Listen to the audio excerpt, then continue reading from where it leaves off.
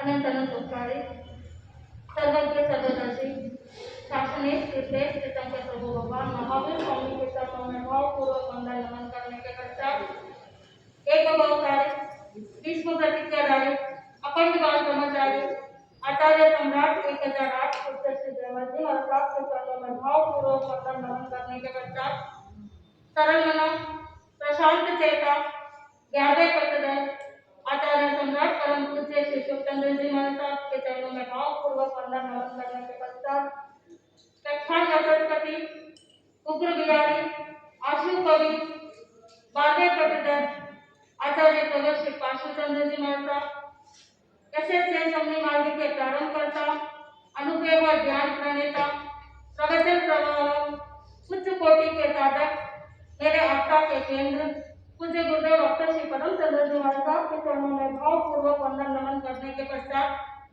सभी चारित्र आत्माओं के चरणों में भावपूर्वक वंदन नमन अत्र विराजित समनी जी को मेरा मध्य में आत्मबंधु धर्मो रक्षति रक्षिता अहंकार कहते हैं धर्म ही एक ऐसा तत्व है जो जीव की हर तरह से रक्षा कर सकता है, सुरक्षित प्रदान कर सकता है, अभय प्रदान कर सकता है। चक्रवर्ती महापद्म के प्रसंग में भी आप ऐसा प्रसंग सुनेंगे जिन्होंने धर्म की रक्षा के लिए धर्म के ऊपर आए संकट को मिटाने के लिए साधु संतों की रक्षा के लिए अपने तप लब्धि प्राप्त का उपयोग करके उन साधु साधियों की रक्षा की उस धर्म का रक्षा किया। नीतिकार कहते हैं धर्मी जन ही धर्म और धर्मी की रक्षा कर सकते हैं। जहाँ धर्मी नहीं वहाँ धर्म ही नहीं हो सकता। चक्रवर्ती महापद्म के प्रसंग से भी आज के दिन रक्षा बंधन पर्व प्रारंभ हुआ। श्रीनगर नाम का राज्य जहाँ पर प्रजापाल नाम का राजा राज्य करता था, वह सुयोग शासक था। अपना शासक अच्छी तरह से निभा रहे थे। एक बार वह राजमहल में बैठे थे। राजमहल में बैठे बैठे बाहर आकाश को देख रहे थे। जैसे भी उनकी नजर वहां उस आकाश से बिजली नीचे धरती पर गिरती है, उस पर जैसे भी उनकी नजर पड़ती है उनका विचार बदल जाता। वहां सोचने लगते हैं कि मानो जैसे वहां बिजली उनके ऊपर ही गिर रही हो। उनके विचार सारा बदल जाता है। संसार के गंभीरता के ऊपर उनका चिंतन चलने लग जाता है। वहां सोचने लगते हैं जैसे वहां बिजली किस तरह से धरती पे गिर गई, वैसे ही यहाँ संसार क्या है, क्षणभंगुर है। कोई शाश्वत यहाँ पर ना कभी हुआ है ना कभी होने वाला। यही चिंतन उनका चलता रहा। चिंतन करते करते चिंतन इतना बढ़ गया कि विरक्ति की भावना आ गई। जैसे ही विरक्ति की भावना आई वहां संयम अंगीकार कर लेते। संयम अंगीकार करने के बाद निर्दोष संयम का पालन करते हैं। कालांतर में काल धर्म को प्राप्त कर लेते हैं। काल धर्म को प्राप्त करने के बाद वहां देवगति में चले जाते हैं। देवगति का आयुष्य पूर्ण होने के बाद वहां देवगति से पुनः महारानी ज्वाला के गर्भ में अवतरित हो जाते हैं। आत्मबंधु भरत क्षेत्र के हस्तिनापुर नगर के राजा पद्मोत्तर, वहां उनका शासन चल रहा था। पद्मोत्तर की कटरानी महारानी ज्वाला जो सुदामा अनुयोगी थी और उनकी और एक रानी लक्ष्मी जो मिथ्यात्व को मानने वाली थी। एक दिन महारानी ज्वाला ने स्वप्न देखा, अर्धरात्रि को स्वप्न देखा कि एक सिंह उसके मुंह में क्या कर रहा है, प्रवेश कर रहा। आत्मबंधुओं, इस स्वप्न का फल यह होता है कि कोई पुण्यवान जीव गर्भ में आता है तब माता ऐसा स्वप्न देखती। माता ने स्वप्न देखा, कालांतर में उसको पुत्र रत्न की प्राप्ति हुई जिसका नाम विष्णु कुमार रखा गया। कुछ समय बाद माता ने पुनः अर्धरात्रि को 14 स्वप्न देखे। आत्मबंधुओं, कहा जाता है चक्रवर्ती की माता 14 स्वप्न देखती है। कालांतर में माता ज्वाला ने पुत्र रत्न को जन्म दिया। उसका नाम रखा गया महापद्म। आत्मबंधुओं, दोनों बालक शिक्षा प्राप्त करने लगे, धीरे धीरे बढ़ने लगे, शिक्षाएं प्राप्त की, अनेक लब्धियां प्राप्त करी, करते करते युवावस्था को प्राप्त कर। जैसे ही युवा अवस्था को प्राप्त किया, पिताजी ने छोटे पुत्र को राज्यभार सौंप दिया। महापद्म को राज्यभार क्या कर दिया? सौंप दिया। महापद्म को राज्य मिलने के बाद मंत्री का नियुक्त करना था। उज्जैन नगरी के पूर्व मंत्री नमुची को उन्होंने अपना मंत्री बना दिया। वहां नमुची के ऊपर बहुत ही विश्वास करते थे।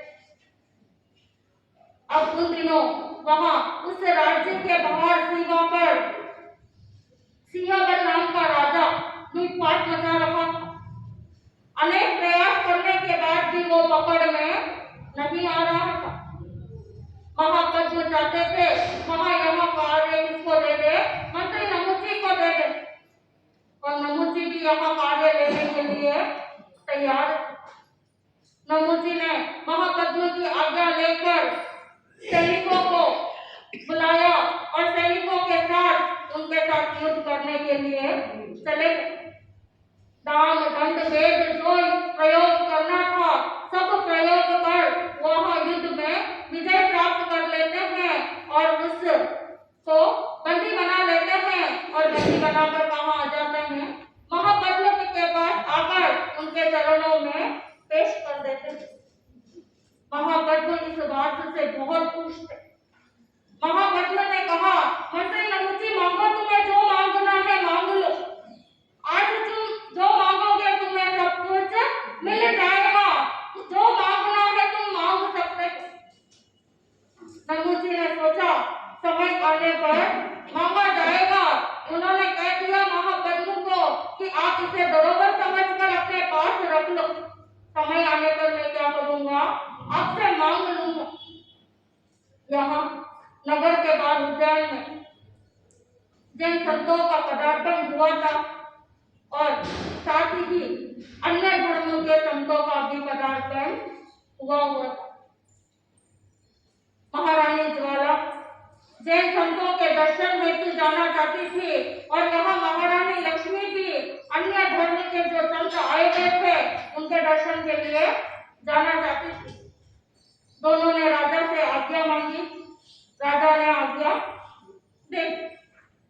अब दोनों राजसी ठाट से तैयारी करने लगे। रत्न को सजाया, खुद भी तैयार हो गए। अब जब जाने का समय आया, जहाँ जैन संत विराजमान थे और जहाँ अन्य मत के सन्यासी विराजमान थे, दोनों का रास्ता एक ही था। जैसे ही जाने के लिए निकले, वहाँ महारानी लक्ष्मी कहती है कि पहले मैं जाऊंगी। उस समय महारानी ज्वाला कहती है नहीं, पहले मैं जाऊंगी, क्योंकि गुरु दर्शनार्थ विलंब नहीं करना चाहिए, इसलिए पहले क्या करूंगी? मैं जाऊंगी। दोनों में आपस में इस बात को लेकर बहस हो जाती है। वहां पहुंचते हैं राजा के पास।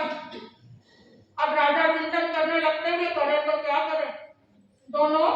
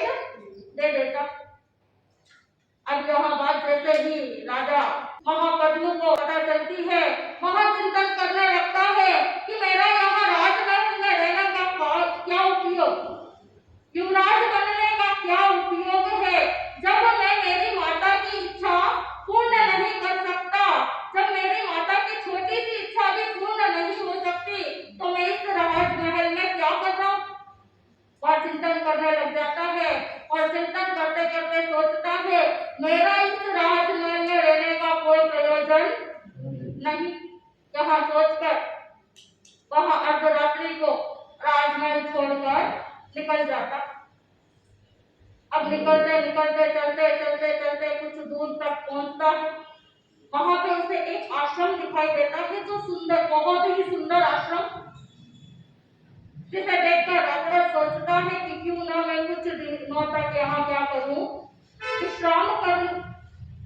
यहाँ सोचकर वहां उस आश्रम में जाता है और वहां पर जो ऋषि होते हैं उनसे आज्ञा मांगता है और ऋषि क्या कर देते हैं, आज्ञा प्रदान कर देते। अब वह आश्रम महाराजा जन्मेजय का था। जन्मेजय अपनी महारानी और सुपुत्री मदनावली के साथ वहां उस आश्रम में रहते थे। हुआ ऐसा था कि महाराजा युद्ध में हार चुका था और दुश्मनों से बचने के लिए देश परिवर्तित करके अपनी रानी और सुपुत्री मदनावली के साथ वहां रहने लगा। जैसे ही मदनावली की नजर महापद्म के ऊपर पड़ती है, वहां मोहित हो जाती है और अपने आप को समर्पित कर देती है। वह एकदम उस महापद्म को देखने लग जाती है। यह दृश्य जब महारानी ने देखा, महारानी ने पुत्री को समझाया कि पुत्री तुम ये क्या कर रही हो? तुम्हें याद है ना निमित्तज्ञ ने क्या कहा था? निमित्तज्ञ ने यही कहा था कि तुम चक्रवर्ती महापद्म की पत्नी बनने वाली हो और हस्तिनापुर नगर की क्या बनने वाली हो? महारानी बनने वाली हो। इसीलिए ऐसे पर पुरुष को नजर नहीं रखी। यह बात महापद्म भी सुन लेता है। जैसे ही महापद्म यह बात सुनता है, महापद्म सोचता है कि जब मुझे चक्रवर्ती की प्राप्ति होने वाली है तो मुझे इस कार्य में क्या नहीं करना चाहिए, विलंब नहीं करना चाहिए। मुझे शीघ्र इसके ओर क्या करना चाहिए, आगे बढ़ जाना चाहिए, इसके ओर पुरुषार्थ करना चाहिए। यह सोचकर वहां से निकल जाता है और वहां से चलते चलते वहां सिद्धपुर पहुंच जाता। अब सिद्धपुर जैसे ही वहां पहुंचता है, वहां के राजा किसी आवश्यक कार्य के कारण नगर के बाहर उद्यान में गए हुए रहते हैं और उनकी सुपुत्री सरोवर में जल क्रीड़ा करने के लिए गई हुई रहती है। और यहाँ पे राजमहल में जो गजशाला था, वहां पे एक हाथी मदमस्त हो जाता है, पागल हो जाता है और वहां गजशाला को छोड़कर उस सरोवर के पास आ जाता है। वहां आकर उत्पात मनाने लग जाता है। उत्पात मनाते मनाते वहां राजकुमारी को क्या करता है, अपने सूंड में ले लेता। अब वहां राजकुमारी जैसे ही हाथी के सूंड में जाती है, वहां चिल्लाने लगती है, वहां रोने लगती है, वहां जोर जोर से आवाज देती। उसकी आवाज सब तो सुन रहे थे, लेकिन किसी में इतनी हिम्मत नहीं कि उस हाथी से क्या करे, लड़े। उसी समय राजा महापद्म वहां से गुजर रहे होते हैं और उन्होंने वह आवाज सुनी। जैसे ही वहां आवाज सुनते हैं, महापद्म क्या करते हैं, वहां चले जाते। महापद्म अनेक विद्याओं के जानकार थे, अनेक शक्तियां उनके पास थी, अनेक लब्धियां उनके पास थी। वहां हाथी को कंट्रोल करने की विद्या भी वो जानते थे। उन्होंने हाथी को अपने वश में किया और राजकुमारी की क्या कर दी, रक्षा कर। जब यहाँ सारा वृत्तांत राजा को पता चला, राजा ने महापद्म की वीरता को देखकर अपनी पुत्री का क्या कर दिया, महापद्म के साथ विवाह कर दिया। विवाह होने के बाद महापद्म सिद्धपुर में आराम से अपना जीवन व्यतीत कर रहा था, सुखपूर्वक अपना जीवन व्यतीत कर रहा था कि एक रात्रि को एक विद्याधरी आकर महापद्म का क्या कर लेती है, अपहरण कर लेती है और अपहरण करके इंद्रधनु नाम के राजा जहां राज्य करते थे वहां क्या करती है, ले जाती है। वहां ले जाने के बाद इंद्रधनु की एक पुत्री जयचंद्रा नाम की एक पुत्री थी जो पुरुषों से नफरत करती थी, पुरुषों से द्वेष रखती थी। जो विद्याधरी महाप्रभु को अपहरण करके ले आती है वहां उस जयचंद्रा की बचपन की सहेली। एक बार जब जयचंद्रा अपनी सहेली के घर जाती है, जब अपने सहेली और उनके पति को खुशहाल जिंदगी जीते हुए देखती है, सुखपूर्वक जीवन जीते हुए देखती है, तो वहां उसका विचार बदल जाता है। पुरुषों के प्रति जो विचार उसके थे वो विचार क्या हो जाते हैं, बदल जाते। यहाँ माता पिता ने जयचंद्रा के लिए अनेक रिश्ते देखे, अनेक राजकुमार के फोटो उस जयचंद्रा को बताया गया। जयचंद्रा ने महापद्म को पसंद कर लिया। जैसे ही जयचंद्रा ने महापद्म को पसंद किया, यहाँ पर महापद्म को खोज चलने लगा। खोज करने पर पता चलता है कि महापद्म तो हस्तिनापुर छोड़कर चले। जैसे ही यहाँ बात जयचंद्रा को पता चलती है, जयचंद्रा उदास हो जाती है। और यही बात विद्याधरी उसकी जो सहेली थी उसको पता चलती है। विद्याधरी आती है जयचंद्रा के पास और वचन देती है कि महापद्म कहीं भी हो मैं ढूंढ कर क्या करूंगी, तुम्हारे पास ले आऊंगी। इसी वचन को निभाते हुए वहां महापद्म का अपहरण करके यहाँ ले आती। जैसे ही सुबह हुई, महापद्म की नींद खुली, महापद्म ने देखा स्थान अलग, लोग अलग।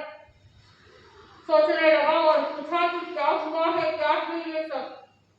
उस समय विद्याधरी माफी मांगते हुए कहती है मुझे माफ करना, और सारा वृत्तांत सुना देती। यहाँ जयचंद्रा का विवाह महापद्म के साथ करा दिया जाता है और उसी समय आयुधशाला में चक्र रत्न की उत्पत्ति हो जाती है और वह चक्र रत्न महापद्म के पास आकाश में आके स्थिर हो जाता। अब वहां महापद्म उस चक्र रत्न की पूजा करके उसे लेकर विजय प्राप्त करने के लिए निकल पड़ते। पूरे संपूर्ण भरत क्षेत्र पे विजय प्राप्त करने के बाद, चक्र रत्न प्राप्त करने के बाद महापद्म मदनावली को भूल नहीं पाया था।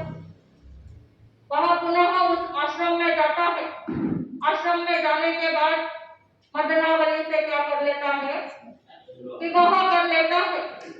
विवाह करने के बाद सभी रिद्धि सिद्धि संपत्ति के साथ चक्र रत्न के साथ वह पुनः हस्तिनापुर आ जाता।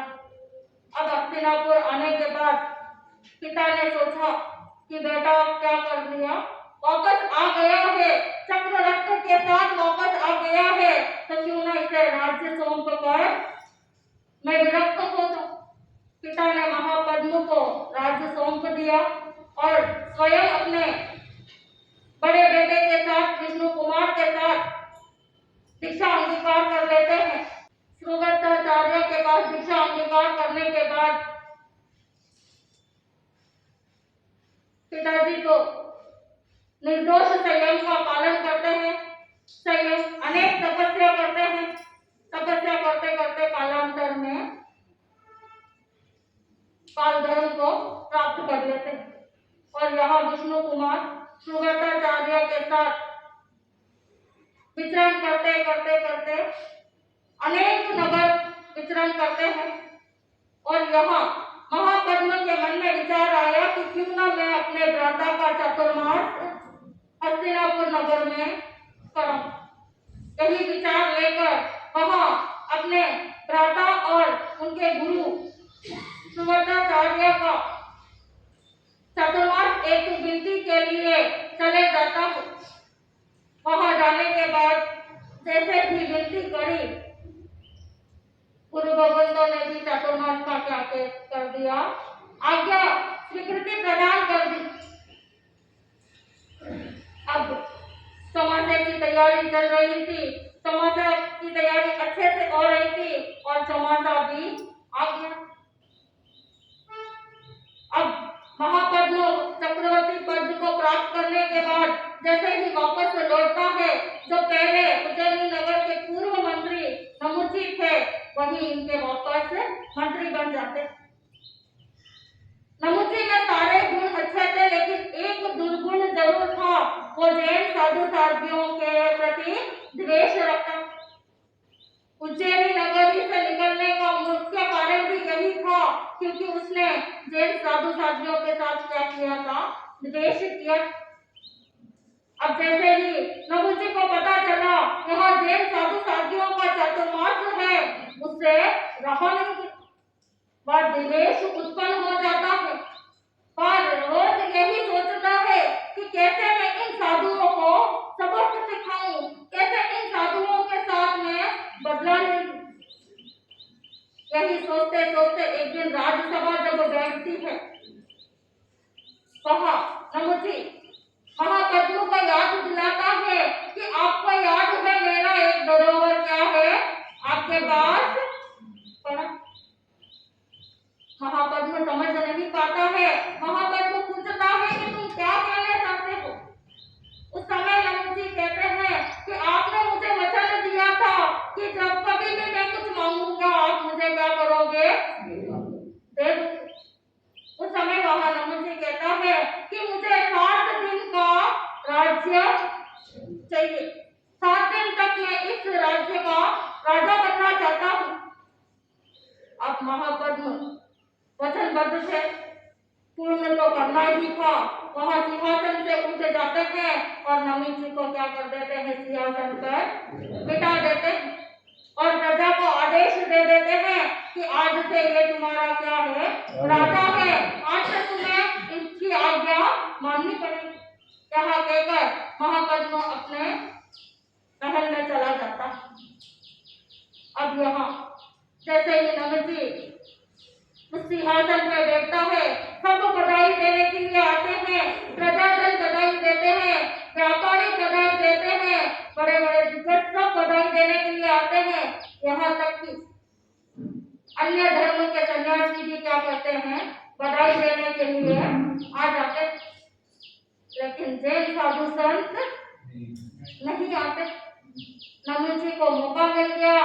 नमुची ने सोचा यहाँ क्या है, अच्छा मौका है बदला लेने। नमुची ने कहना चालू कर दिया, जैन संत जो भी होते हैं सब पाखंडी होते हैं, पुण्य पाप का नाम देके डराते हैं, उनमें कुछ होता नहीं है, वो केवल ऐसे ही धर्म का क्या करते हैं, ढोंग करते हैं। इसीलिए मेरे राज्य में जितने भी जैन साधु संत हैं उनको सिर्फ 7 दिन की मोहलत दी जाती है। 7 दिन के अंदर अंदर उनको बड़े क्षेत्र छोड़ के जाना ही होगा। अगर वह 7 दिन के अंदर बड़े क्षेत्र को छोड़कर नहीं जाते हैं तो उनको मैं क्या कर दूंगा, पानी में पीन दूंगी। यहाँ समाचार आचार्य भगवान के पास पहुंचाया गया। आचार्य भगवान समझ गए कि धर्म पे क्या आ गया है, संकट आ गया है, धर्म पर विपत्ति आ गई है। अब वहां आचार्य सोचने लगे करे तो करे क्या। विचार कर भी रहे थे कि पास में खड़े एक संत ने कह दिया, मेरे पास एक उपाय है, इस संकट को केवल क्या कर सकते हैं, विष्णु मुनि ही कर सकते हैं। इस संकट से विष्णु मुनि ही हमें बचा सकते हैं। और विष्णु मुनि तो जैसे अपने ही क्षेत्र में चातुर्मास होने के कारण विष्णु मुनि कहाँ चले गए थे, सुमेरु पर्वत पर ध्यान करने के लिए चले गए थे, वहां विष्णु मुनि थे ही। तो आचार्य ने सोचा अब विष्णु मुनि तो वहां है, उनको वहां से कौन बुलाएगा, कैसे होगा। उतने में पास खड़े एक और संत ने कह दिया कि मैं आकाश मार्ग से वहां जा तो सकता हूँ, लेकिन वहां से वापस आ नहीं सकता। उस समय आचार्य भगवान थोड़ा सा प्रसन्न हो जाते हैं कि और कहते हैं मुनि को, तुम चले जाओ, वापस तो तुम्हें विष्णु मुनि ले आएंगे। वहां मुनि वहां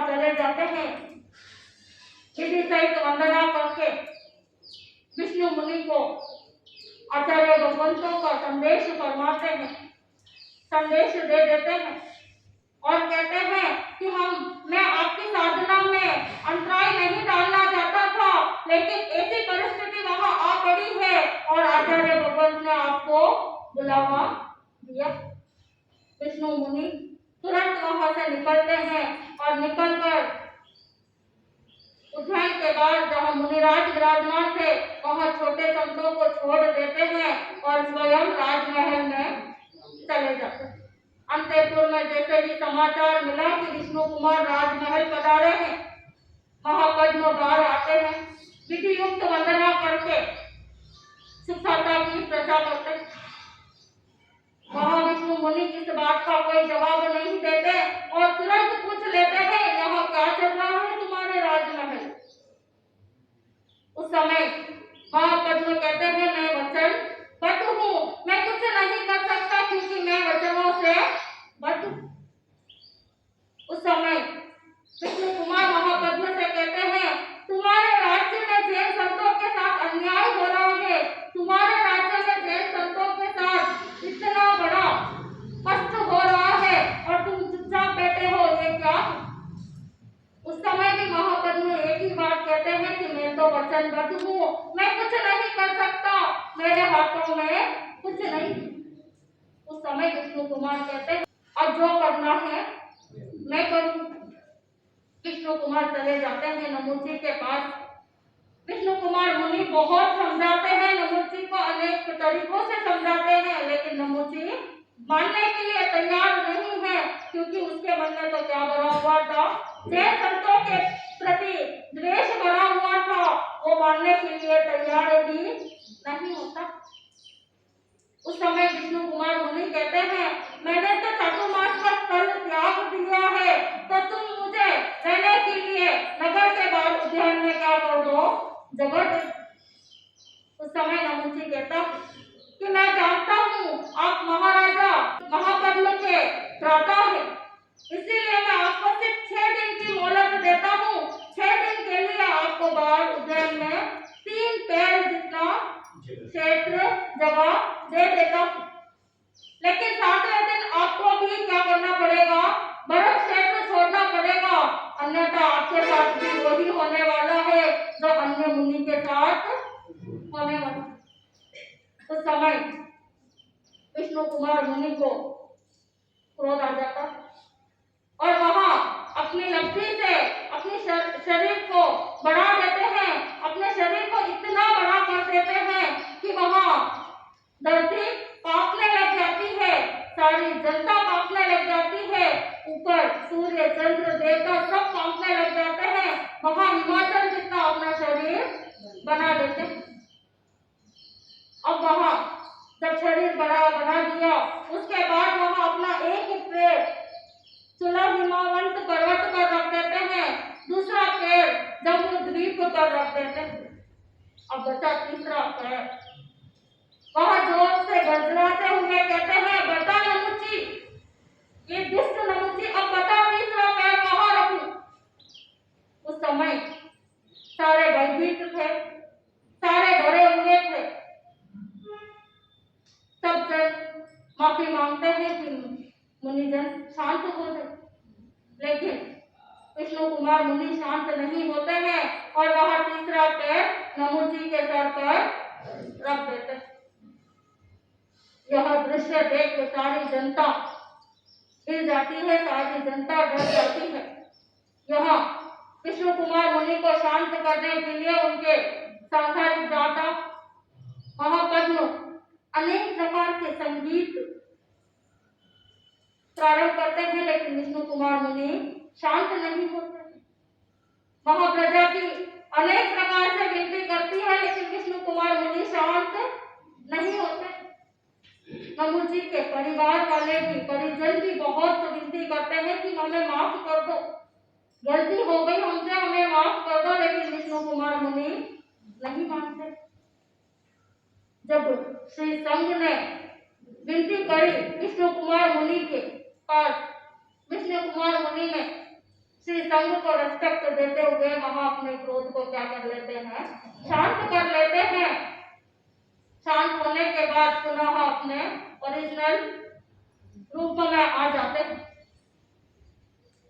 ओरिजिनल रूप में आने के बाद समुची के परिवारजन विष्णु कुमार मुनि से माफी मांगते हैं और वह निश्चय करते हैं कि आज के दिन से हम विष्णु कुमार मुनि के नाम से क्या करेंगे, रक्षा सूत्र बांधेंगे।